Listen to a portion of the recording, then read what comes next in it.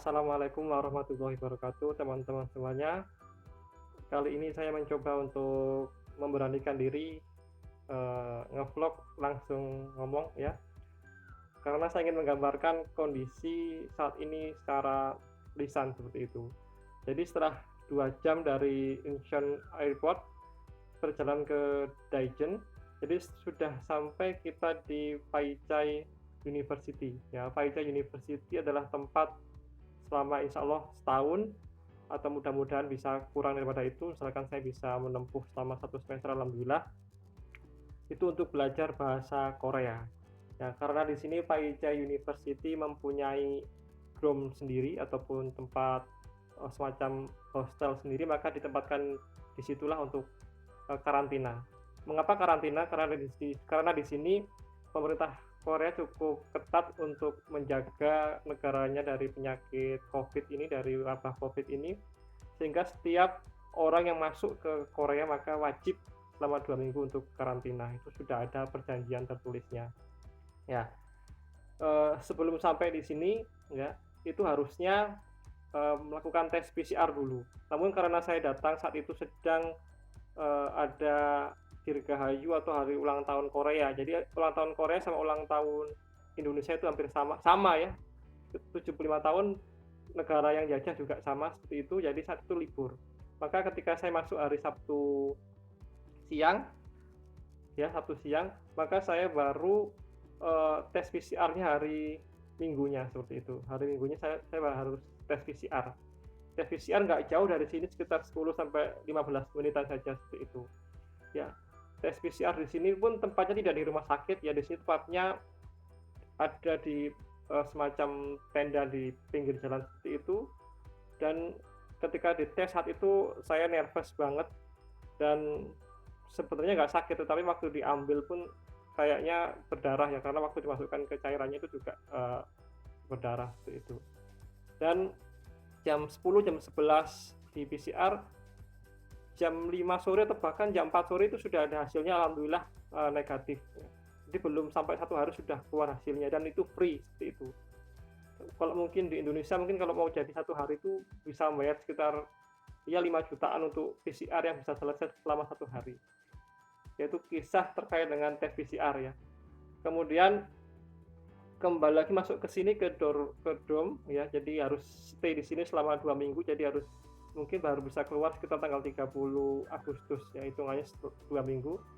Itu saya harus bisa melakukan banyak aktivitas di sini, dan alhamdulillah saya juga membawa pekerjaan dari kantor dari Indonesia, itu saya harus menghadapi akreditasi program studi. Alhamdulillah saya lancar di sini karena wifi maupun internet kabel pun juga ada dan cepat, sehingga bisa melakukannya di sini. Kemudian hal-hal lain yang saya lakukan selama 2 minggu ini ya, misalkan belajar bahasa Korea maupun kegiatan-kegiatan yang lainnya seperti itu. Kemudian yang jadi kendala di sini tentunya ya sholat ya, karena tidak bisa sholat jamaah dan tidak dengar azan, sehingga kadang sering juga terlambat sholat, karena waktunya juga di sini agak menyesuaikannya, waktunya 2 jam lebih cepat dari Indonesia. Kemudian baru gelap atau baru maghrib itu sekitar jam 8 malam, baru isya sekitar jam 9 malam seperti itu. Jadi perlu penyesuaian, padahal subuhnya tetap sama-sama jam 4 pagi. Jadi karena di sini musim panas itu biasanya durasi siang lebih lama, nanti kalau musim dingin durasi siang lebih pendek seperti itu. Kemudian yang jadi kendala lagi adalah ya misalkan kangen rumah ya, karena saya baru kali ini jauh dari keluarga, maka saya pun bekal ini ya. Ini adalah pakaian istri dan anak saya. Jadi kalau saya kangen, saya perlu baju ini ya. Itu biar kangennya terobati. Jadi itu mungkin habis ini akan saya sharing terkait beberapa video terkait misalkan kondisi ruangan ini dan cara buang sampah dan lain-lainnya. Jadi ikuti aja vlog saya kali ini. Terima kasih.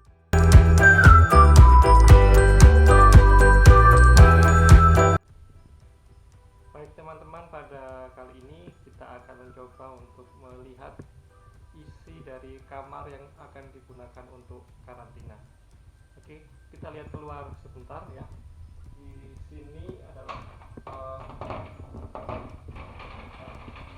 ini ruangan bedanya antara kamar dengan luar ya. Kita masuk sini. Oke.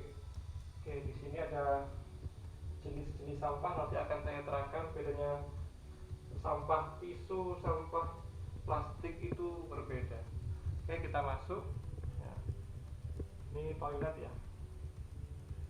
Nah, ini toilet. Kita lihat.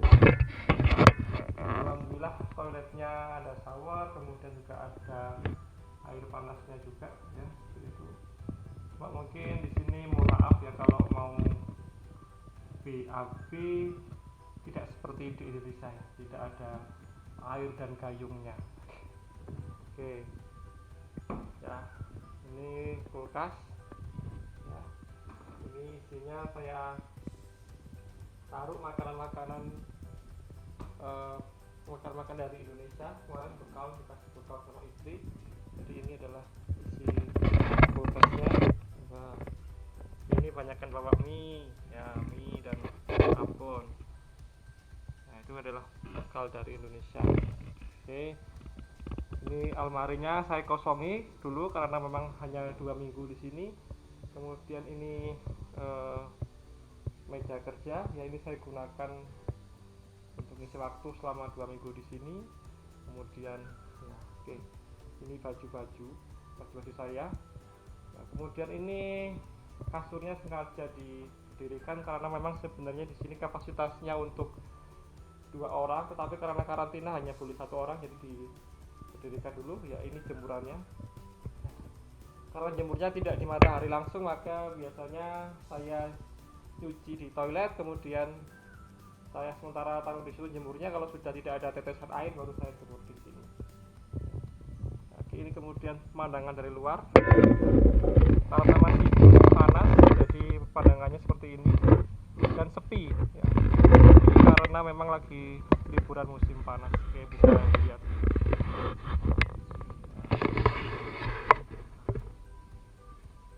Jadi mirip kayak di Doraemon ya, ada bukit di belakang sekolah. Di situ ada perkotaan. Nah, tiba-tiba langsung ada bukit yang rimbun ya. Bukit yang rimbun, kemudian ada lapangan bola, lapangan tenis. Oke, kemudian inilah tempat tidur. Oke, kemudian ini meja belajar juga yang harusnya kan untuk 2 orang ya. Ini tisu ya, ini sengaja dikasih tisu segini banyak ya. Tujuannya untuk, nggak tahu ya, mungkin karena mungkin di sini orang BAB itu pakai tisu ya, tetapi saya nggak biasa. Saya kasih tisu segini banyak, kemudian juga ada persediaan air segini banyak, ada gelas ya. Kemudian ini adalah juga hand cleaner juga dari sini. Kemudian di sini juga ada beberapa kresek yang digunakan untuk pemisahan sampah ya. Jadi itu gambaran terkait dengan kamar yang saya gunakan untuk karantina selama 2 minggu di Taicha University Dormitory.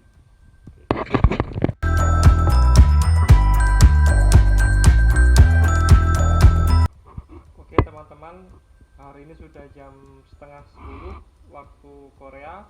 Saatnya kita laporan terkait dengan kondisi tubuh kita. Jadi kita akan disediakan termometer untuk mengukur suhu kita. Jadi kita cek dulu suhu tubuh kita berapa. Oke? Ya, ini sudah saya ukur. Suhu tubuh saya pada pagi hari ini adalah 35,7 derajat. Ya, selanjutnya kita laporkan ke aplikasi yang sudah kita daftarkan saat kemarin di bandara terkait dengan self quarantine atau karantina mandiri. Ya, kita lihat tampilannya di sini. Lihat ya, self diagnose. Kemudian kita cek di sini apakah hari ini merasa demam ya. Kita jawab bentar ya, kita jawab no.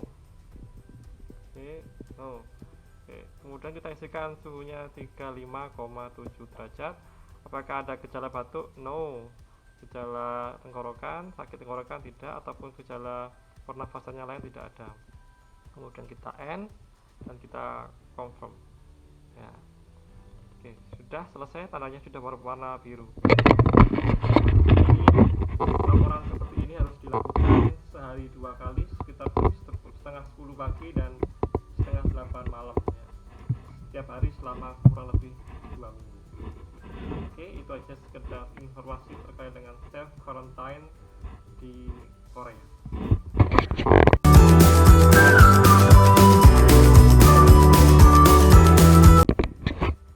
Oke, kali ini kita akan mengambil makanan sarapan. Sudah dipanggil dari alarm tadi, maka kita ambil dulu makanannya di pintu luar.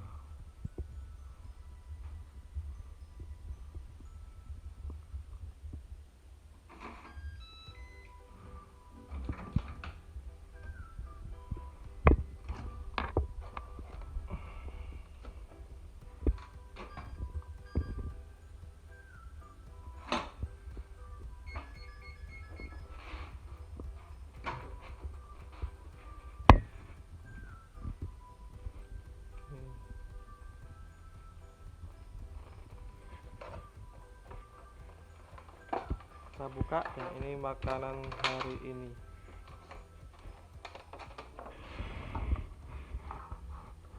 Makanannya berat. Oke, teman-teman, ini salah satu contoh menu di pagi hari. Cukup berat porsinya ya, ada nasi ya, kemudian ini udang ya, kemudian ayam, daging, ini kimchi, ini apa ya, saya tidak tahu ini, tapi rasanya asem ya. Ini ada tahu dan apapun lah ini namanya, saya kurang paham juga. Yang jelas rasanya memang tidak terlalu asing untuk lidah-lidah Indonesia ya, namun karena di sini saya juga masih meragukan ya ini dagingnya dari mana, sehingga seringkali saya tidak makan daging ayam dan daging sapi di sini. Yang saya makan biasanya hanya udang maupun tahunya saja dan nasi, dan juga kadang kalau saya bawa bekal dari Indonesia ya, kering tempe, abon, saya jadikan lauk di sini. Kemudian hampir setiap makan juga dikasih sumpit ya. Tapi karena jujur aja saya sampai saat ini juga nggak terlalu ahli makan sumpit, jadi pakai sendok saja. Oke, itu sekedar review menu pada pagi hari ini.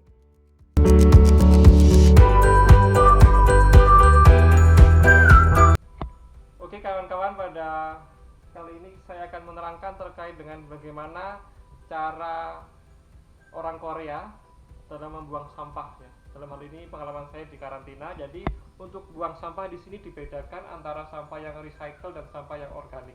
Jadi misalkan seperti ini, ada sampah-sampah bekas makanan ya, seperti styrofoam, plastik dan lain sebagainya. Ini harus dicuci dulu. Ini belum saya cuci, harus dicuci dulu. Jadi misalkan makanan ya, misalkan di sini contohnya saya makanannya nggak habis seperti ini ya. Ini harus saya buang dulu ya. Buangnya harus di plastik yang terpisah ya. Plastik, misalkan di sini plastik kresek hitam ya. Jadi nanti sisa makanan ini ya, dibuang ke sini, sehingga nanti ada tinggal sisa-sisa bekas makanan seperti ini, bekas kemasan makanan. Ini dicuci dulu ya, dicuci dulu ke toilet. Setelah kering nanti baru dimasukkan ke plastik besar. Jadi seperti ini ya. Ini plastik isinya adalah sampah-sampah recycle, tidak boleh ada bekas makanan ya. Kemudian di sini plastik kecil, di sini ada sisa-sisa makanan. Kemudian plastik tersendiri isinya adalah tisu serta bekas masker itu. Jadi itu gambaran tentang bagaimana proses pemilahan sampah di Korea.